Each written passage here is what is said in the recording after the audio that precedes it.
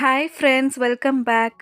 எல்லோரும் எப்படி இருக்கீங்க? இன்றைக்கி நம்ம சேனலில் சூப்பரான டேஸ்டியான 1 kg வெயிட் வர சாக்லேட் கேக்கோட ரெசிபி தான் பார்க்க போகிறோம்.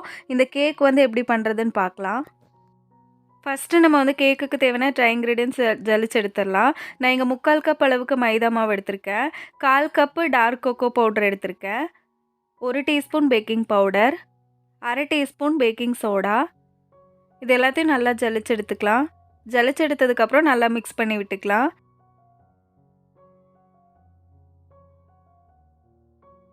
இப்போ கேக்குக்கு தேவையான வெட் இன்க்ரீடியன்ட்ஸ் என்னென்னு பார்க்கலாம். ஒரு ட்ரையான பவுலில் 4 முட்டை எடுத்திருக்கேன். 1 டீஸ்பூன் வெனிலா எசன்ஸ், ஒரு 1/4 டீஸ்பூன் அளவுக்கு சாக்லேட் எசன்ஸ் எடுத்திருக்கேன். இது வந்து ஆப்ஷனல் தான், உங்ககிட்ட இருந்தால் சேர்த்துக்கலாம். இதை நல்லா பீட் பண்ணிக்கலாம். 1 நிமிஷம் வரைக்கும் நம்ம பீட் பண்ணிக்கணும். இப்போ 1 நிமிஷத்துக்கு அப்புறம் நான் இதில் 1 கப் அளவுக்கு பொடி பண்ண சர்க்கரை எடுத்திருக்கேன். அதை சேர்த்து பீட் பண்ணிக்கலாம். 4லேருந்து 5 நிமிஷம் வரைக்கும் ஹை ஸ்பீடில் பீட் பண்ணிக்கணும். முட்டையோட எல்லோ கலர்லாம் மாறி பியூர் ஒயிட் கலரில் வரணும். 5 நிமிஷத்துக்கு அப்புறம் இதில் வந்து நான் ஒரு 1/4 கப் அளவுக்கு சன்ஃப்ளவர் ஆயில் எடுத்து வச்சுருக்கேன். அதை சேர்த்து லோ ஸ்பீடில் பீட் பண்ணிவிட்டு நான் பீட்டர் ஆஃப் பண்ணிடுறேன்.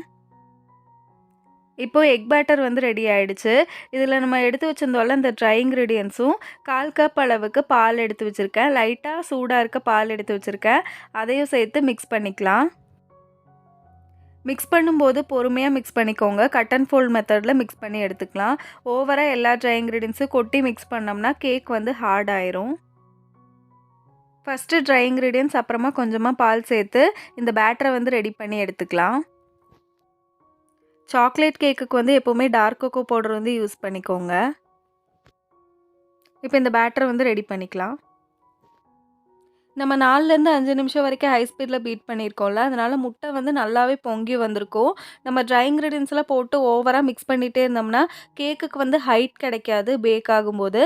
அதே மாதிரி கேக் வந்து ரொம்ப ஹார்டான மாதிரி ஆகிடும். அதனால் அது மட்டும் பார்த்துக்கோங்க.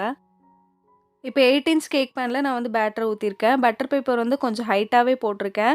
அப்போ கேக் ரைஸ் ஆகும்போது கீழே போகாமல் இருக்கும் பேட்ரு.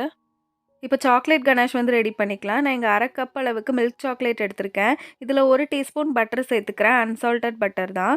இதில் வந்து 1/2 கப்பு விப்பிங் க்ரீம் சேர்த்து இதை வந்து டபுள் பாயிலிங் மெத்தடில் நல்லா மெல்ட் பண்ணி எடுத்துகிட்டு வந்துடலாம்.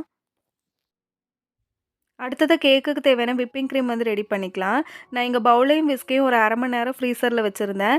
இதில் வந்து 1/4 கப் அளவுக்கு நான் விப்பிங் க்ரீம் எடுத்திருக்கேன். அதில் ஒரு 2 டீஸ்பூன் சுகர் பவுடர் சேர்த்துட்டு இதை வந்து பீட் பண்ண ஆரம்பிச்சிடலாம். கடைசியாக நம்ம ரெடி பண்ணி வச்சுருந்தோம்ல அந்த சாக்லேட் கனாஷையும் இதில் சேர்த்து க்ரீமை வந்து ரெடி பண்ணிக்கலாம். கனாஷ் வந்து கம்ப்ளீட்டாக கூல் ஆனதுக்கப்புறம் தான் க்ரீமில் சேர்க்கணும். கேக் பேக் பண்ணுறதெல்லாம் எல்லா வீடியோஸ்லையுமே நான் வந்து காமிச்சிருக்கேன். பாத்திரத்தை 10 நிமிஷம் ப்ரீஹீட் பண்ணிவிட்டு அதுக்குள்ளே இறக்கி வச்சு 40லேருந்து 45 நிமிஷம் வரைக்கும் லோ ஃப்ளேமில் பேக் பண்ணி எடுத்திருக்கேன். இப்போ ஐசிங் பண்ணுறதுக்காக ஒரு டர்ன் டேபிள் மேலே கேக் போர்டு வச்சுருக்கேன். அதில் கொஞ்சமாக க்ரீம் தடவிட்டு ஃபஸ்ட் லேயர் கேக்கை வந்து வைக்கிறேன். கேக் வைக்கும்போது கொஞ்சம் இறக்கி லாஸ்ட்டில் வைக்கிறேன். இதை வந்து நான் ஹார்ட் இன் ஷேப்பில் கட் பண்ணி எடுத்துக்க போகிறேன். அதுக்காக இந்த மாதிரி வச்சுருக்கேன். இதுக்குள்ளே ஃபில்லிங்காக நம்ம ரெடி பண்ணி வச்சுருந்தோம்ல அந்த மில்க் சாக்லேட் கனாஷை வந்து சேர்த்து ஸ்ப்ரெட் பண்ணிக்கலாம்.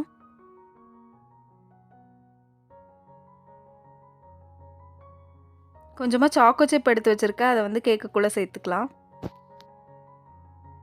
இப்போ செகண்ட் லேயர் கேக்கை வச்சு சுகர் சிரப் வச்சு வெட் பண்ணதுக்கப்புறம் அடுத்த லேயர் க்ரீம் கொடுத்துக்கிறேன். உள்ள ஃபில்லிங்காக வந்து மில்க் சாக்லேட் கனாஷும் சாக்கோ சிப்பும் சேர்த்துக்கிறேன். சாக்லேட் கேக்கை வந்து நம்ம வெட் பண்ணும்போது கொஞ்சம் அதிகமாக வெட் பண்ணணும். அப்போ தான் கட் பண்ணும்போது நல்லா மாய்ஸ்ட்டாக இருக்கும்.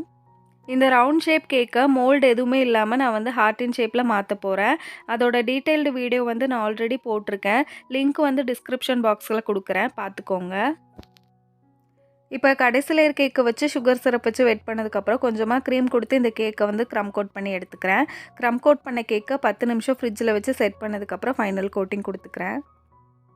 இப்போ பாருங்கள், ரவுண்ட் ஷேப் கேக்கை வந்து ஹார்ட் இன் ஷேப்பில் மாற்றிட்டேன். ஃபைனல் கோட்டிங் பண்ண கேக்கை ஒரு 10 நிமிஷம் ஃப்ரிட்ஜில் வச்சு வெளியே எடுத்ததுக்கப்புறம் கேக்குக்கு மேலே வந்து கனாஷ் ஊற்றிக்கிறேன். நான் இங்கே ஒரு தப்பு பண்ணிட்டேன். என்ன அப்படின்னா, கனாஷை வந்து லைட்டாக ஹீட் பண்ணிவிட்டு இது மேலே ஊற்றிருக்கணும். நான் வந்து அப்படியே ஊற்றிட்டேன். அதனால் அங்கங்கே வந்து ஸ்ப்ரெட் பண்ண முடியாத அளவுக்கு ஆயிடுச்சு.